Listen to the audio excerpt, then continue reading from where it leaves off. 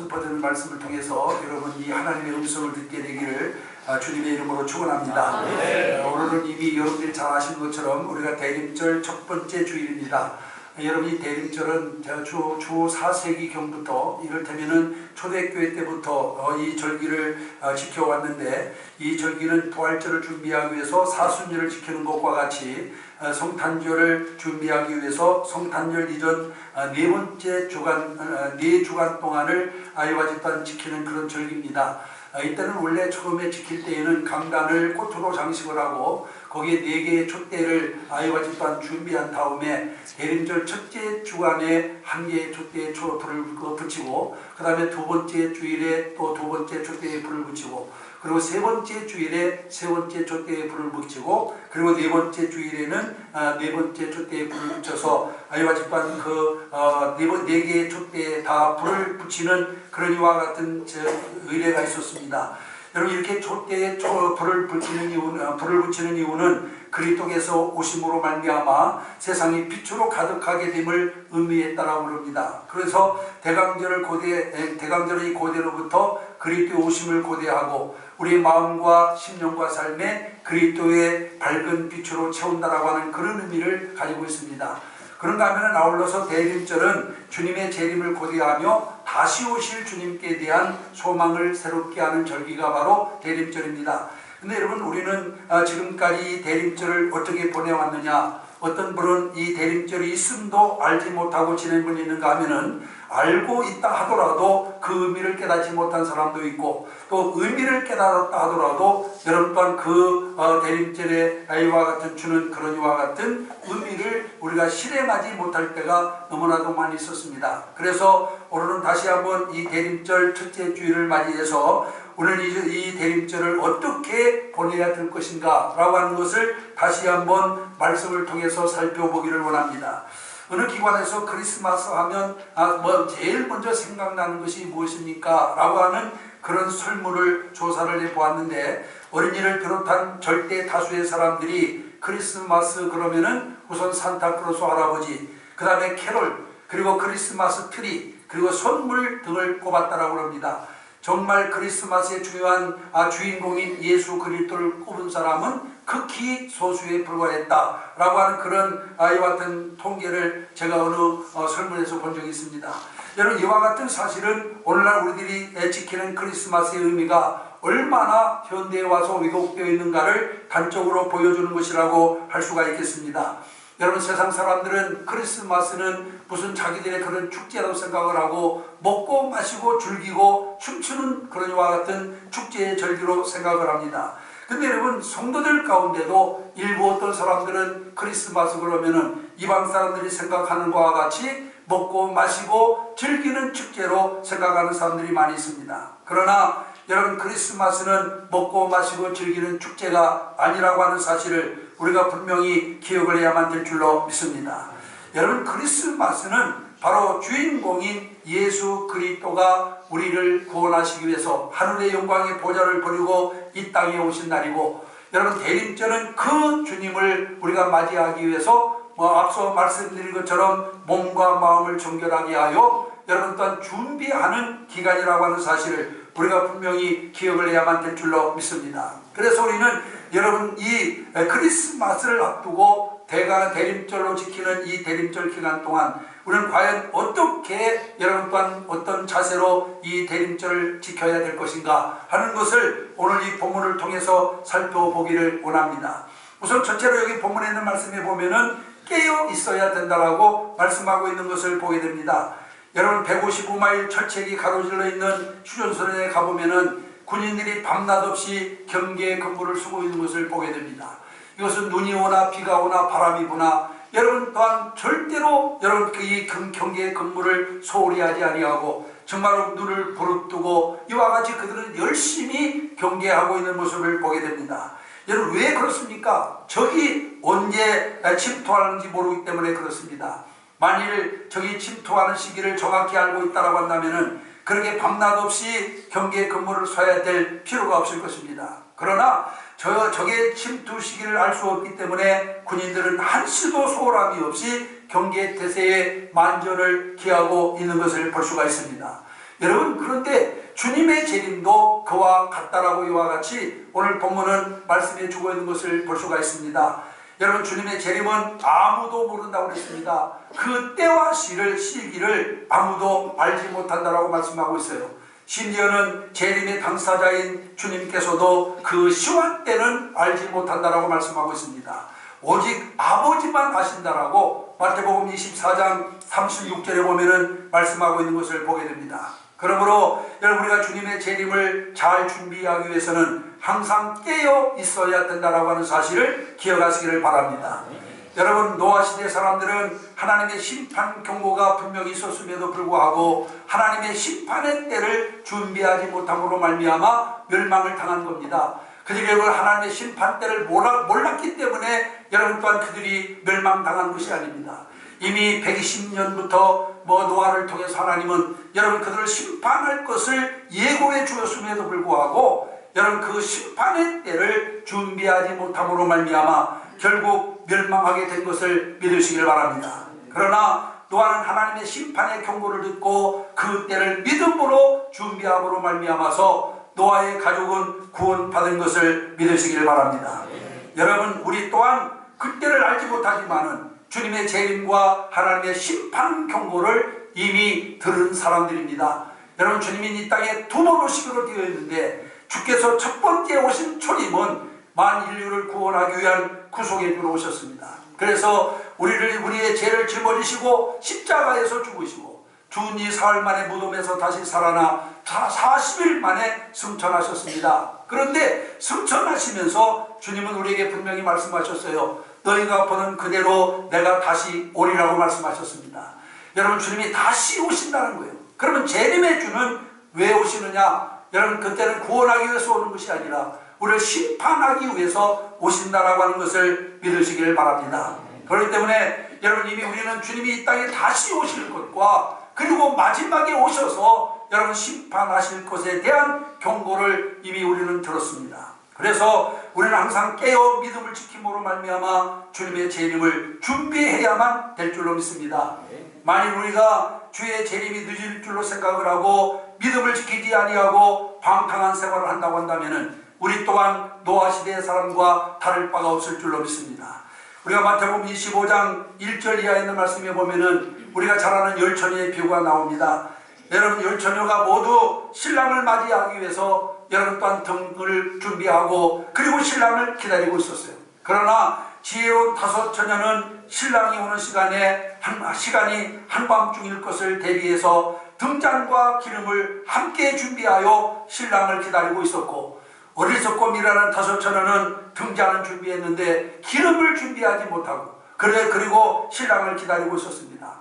한밤중이 되자 신랑이 오신다라고 하는 소리가 들리게 되었고, 등잔과 기름을 같이 준비한 지혜로운 다섯 처녀는 등잔에 불을 붙여 또한 오시는 신랑을 맞이할 수가 있었습니다마는 기름이 없어 불을 붙이지 못하는 미련한 다섯 처녀는 여러분 또한 신랑을 맞이할 수가 없어서 기름집에 가서 기름을 사다 넣어가지고 불을 붙여 가보니 이미 신랑은 여러분 또 앞서 지혜로운 다섯 처녀와 함께 혼인잔치 속에 들어갔고 그 잔치집의 문은 굳게 닫혔으므로 밖에서 그들은 슬피 울며 이를 갈게 되었다라고 말씀하고 있는 것을 보게 됩니다.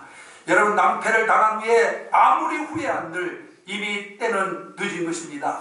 여러분, 기차가 지나고 난 다음에 아무리 손을 들어도 여러분 그것은 아무런 의미가 없는 것입니다. 그러므로 여러분, 주님께서는 깨어 있으라, 어느 날에 너희 주가 임하느니 너희가 알지 못함이니라 하고 말씀하셨고, 또 너희는 예비하고 있으라, 생각지 않은 때에 인자가 오리라고 오늘 44절에도 말씀하고 있는 것을 믿으시길 바랍니다. 그러므로 우리 성도들은 주님의 재림을 기쁨으로 맞이하기를 위해서 항상 깨어있는 성도들이 되어지기를 주님의 이름으로 축원합니다. 여러분, 우리 영이 잠들어 있으면은 주님이 다시 오신다 하더라도 그 주님을 맞이할 수가 없습니다. 우리가 영적으로 항상 깨어서 여러분 다시 오실 주님을 맞이할 수 있는 준비에 만전을 다하는 여러분들이 되시기를 주님의 이름으로 소원합니다. 그 다음에 두 번째로는 충성된 일꾼으로 일을 해야 된다라고 성경은 말씀하고 있습니다.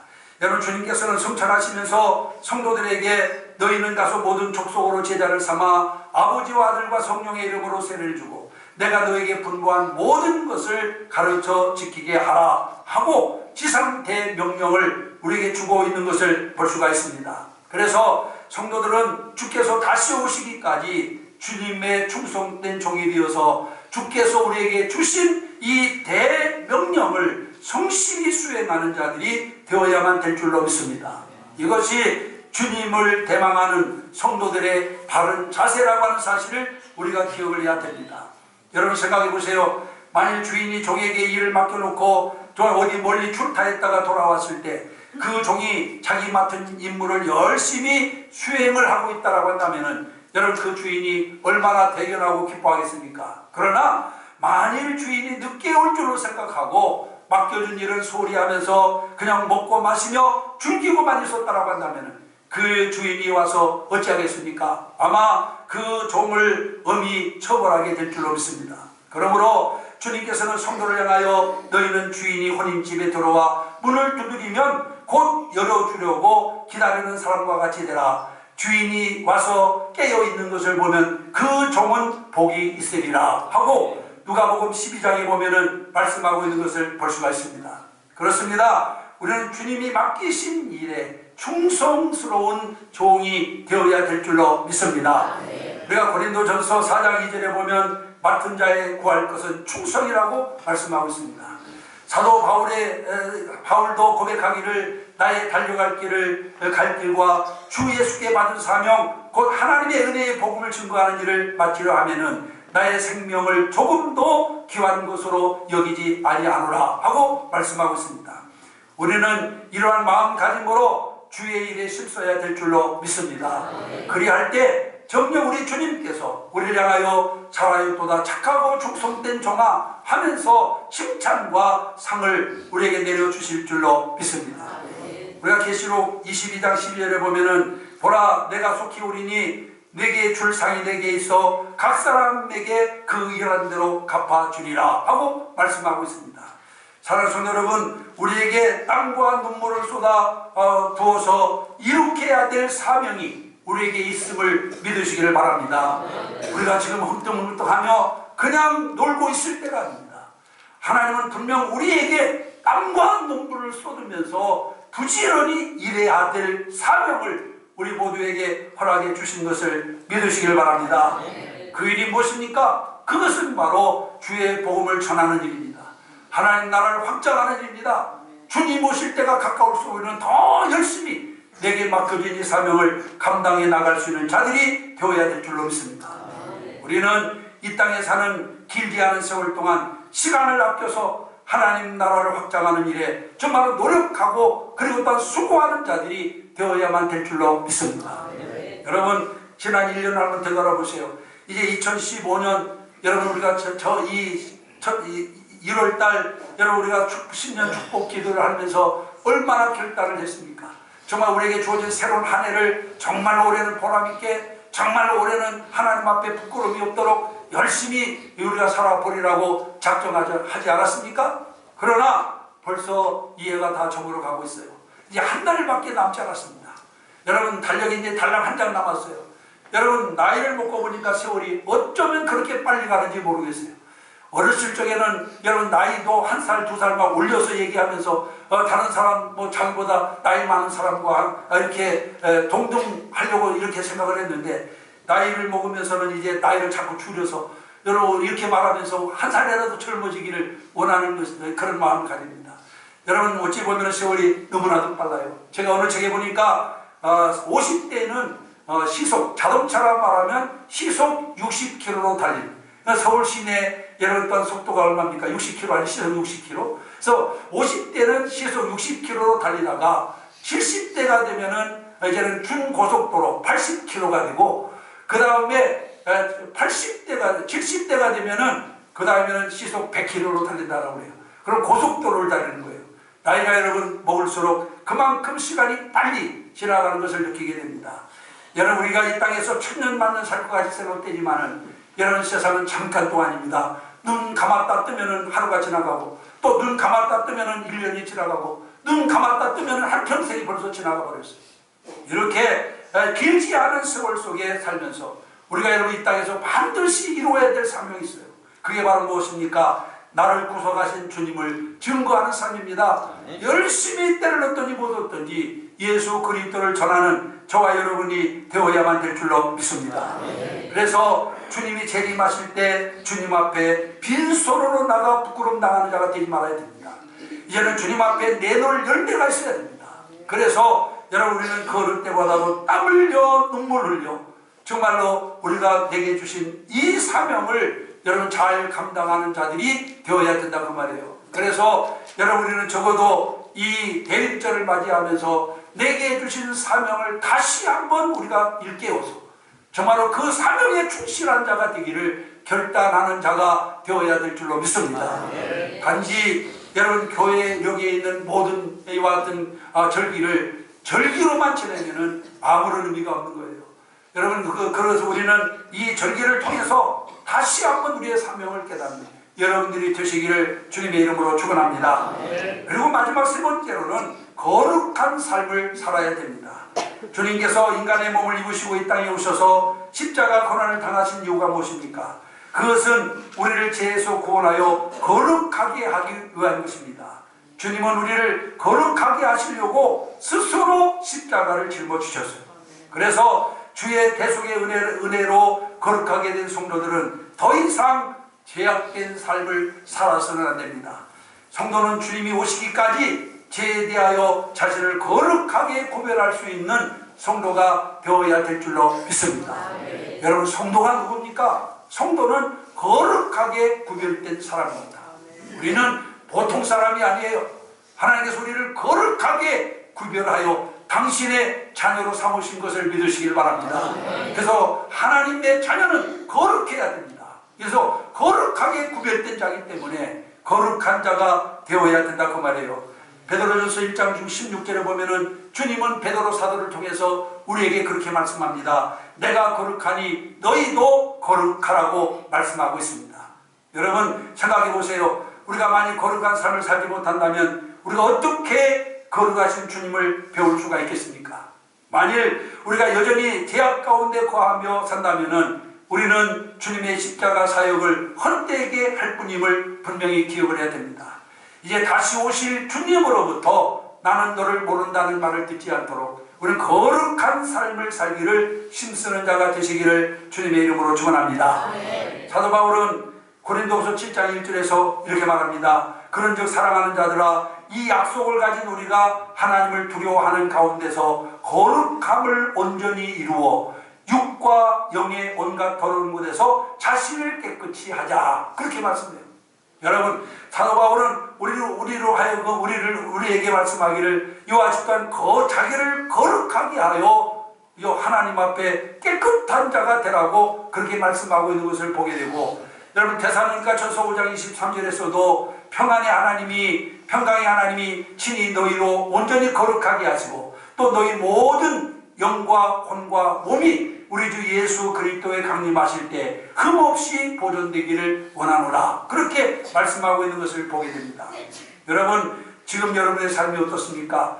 지금 당장이라도 걸어가신 주님께서 오신다면 당당하게 그 앞에 나가서 영접할 수 있습니까? 우리가 성경에 있는 말씀에 보면은 여러분 지금 요한 사도는 주께서 내가 다시 온다고 그럴 때 오 주여 어서 오시옵소서 라고 이렇게 말씀하고 있는 것을 보게 됩니다. 여러분 이런 고백은 주님을 맞이할 준비가 완벽하게 갖춰준 사람만이 할 수 있는 말입니다. 오 주여 어서 오시옵소서. 이런 자세가 우리 모든 성도들에게도 이런 자세가 이와 같이 이루어져서 주님께 영광을 돌리는 삶을 살게 되기를 주님의 이름으로 축원합니다. 여러분 성경에 보니까 예수 그리스도께서 십자가에서 죽으셨던 사실이 제자들에게는 엄청난 충격이었어요. 그렇지 않겠어요? 모든 걸 주님께 걸고 3년 동안이나 주를 따라다녔는데 여러분 그 주님이 여러분 아무런 걸어주었던 힘도 쓰지 못하고 십자가에서 죽었으니 여러분 그들에게 얼마나 큰 충격이겠어요? 그런데 얼마 있으니까 또 엄청난 충격의 말을 듣게 됐어요. 그게 무슨 말입니까? 주님께서 무덤에서 다시 살아나셨다라고 하는 거예요.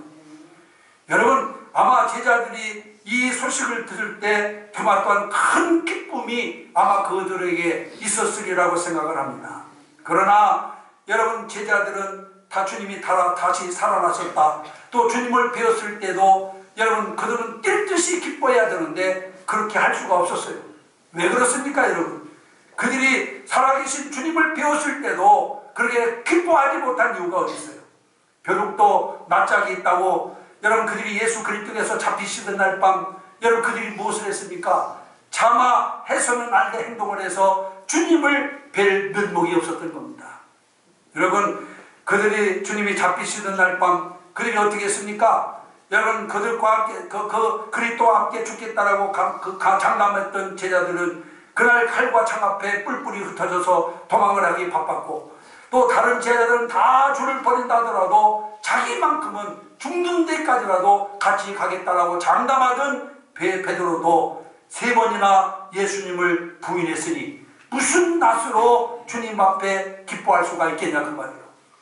여러분, 우리는 이렇게 주님과의 재회를 부끄러운 가운데 맞이하는 자가 되어서는 안 될 줄로 믿습니다. 이제 정말 주님이 다시 오실 때 오 주여 오시옵소서 기쁜 낯으로 주를 배울 수 있어야지, 면목이 없어가지고 산하 바위와 나를 가리우라 하며 여러분 숨는 자가 되어서는 안 된다 그 말이죠. 그렇게 하기 위해서는 여러분 우리는 철저하게 준비하는 자가 되어야 될 줄로 믿습니다. 재림의 주님 앞에 우리가 당당히 설 수 있도록 부끄러움이 없는 삶을 살아서 정말로 하나님께 영광을 돌리는 삶을 살아야 될 줄로 믿습니다. 늘 말씀드리지만은 신앙이라고 하는 것은 뭐 형이상학적인 개념이나 철학적인 개념이 아닙니다. 여러분, 신앙은 내 삶을 움직이는 능력이에요. 내가 그 말씀으로 살아갈 때 역사가 일어나는 건데요. 막연하게 철학적으로 아니면 그런 생각을 가지고 그런 식으로 신앙생활을 한다면은 신앙에 아무런 유익이 없는 거죠. 이제 오늘 우리 성도들은 여러분 이 대림절을 맞이해서 다시 한번 정말로 우리 자신들을 돌아보면서 내가 다시 오실 주님을 맞이할 준비가 되어 있는가, 나를 위해서 정말 자기를 희생하신 예수 그리스도 앞에 내가 당당히 내가 당신의 백성입니다, 내가 당신의 자녀입니다, 내가 당신의 왔던 자녀입니다 라고 고백할 수 있는지 우리 자신을 돌아보는 시간이 되어야 될 줄 믿습니다. 원래 여러분, 우리가 이 부활절이나 그리고 성탄절은 앞서 말씀드린 아무 의미 없이 즐거워하는 축제의 날이 아닙니다. 그래서 여러분, 이 날은 우리가 초대교회부터 아주 중요한 절기이기 때문에 부활절은 사순절이라고 해서 주일을 떼고 40일 동안 준비하여 부활절을 맞이하고, 또 이 성탄절은 이 대림절이라고 해서 4주 동안 준비해서 성탄절을 맞이하는 거예요. 이 기간 동안 뭘 합니까? 금식하고 기도하고 자기의 모든 더러운 것을 다 씻고 다시 오신 주님, 그리고 또 나를 위해서 십자가 지신 주님을 묵상하면서 여러분 기다리는 절기가 바로 이 대림절이요 그리고 또한 사순절인 것을 믿으시길 바랍니다. 그래서 이번 사순절 기간 동안 여러분들은 정말 자기를 돌아보면서 철저히 준비하여 이번 성탄절에 하나님의 큰 은총을 입는 여러분들이 되시기를 주님의 이름으로 축원합니다. 그러기 위해서는 영적으로 깨어 있어야 됩니다. 그리고 내게 맡겨진 일에 충성스러운 종이 되어야 됩니다. 그리고 거룩한 자가 되어야 됩니다. 그래서 이번 성탄절에는 정말 여러분들의 삶에 하나님의 큰 은혜와 축복이 임하게 되기를 바라면서 이 말씀 잠시 증거해 드렸습니다. 다 같이 이 시간 기도하겠습니다. 말씀 묵상하시면서 정말 우리가 하나님께서 나를 위해서 하늘의 영광의 보좌를 벌고 이 땅에 오신 성탄절을 맞이하기 위해서 나는 정말 부끄러움이 없이 그 주님 앞에 설 수 있는지 우리 자신을 돌아보면서 이 시간 다 같이 합심으로 통성으로 하나님 앞에 기도하겠습니다. 걸어가신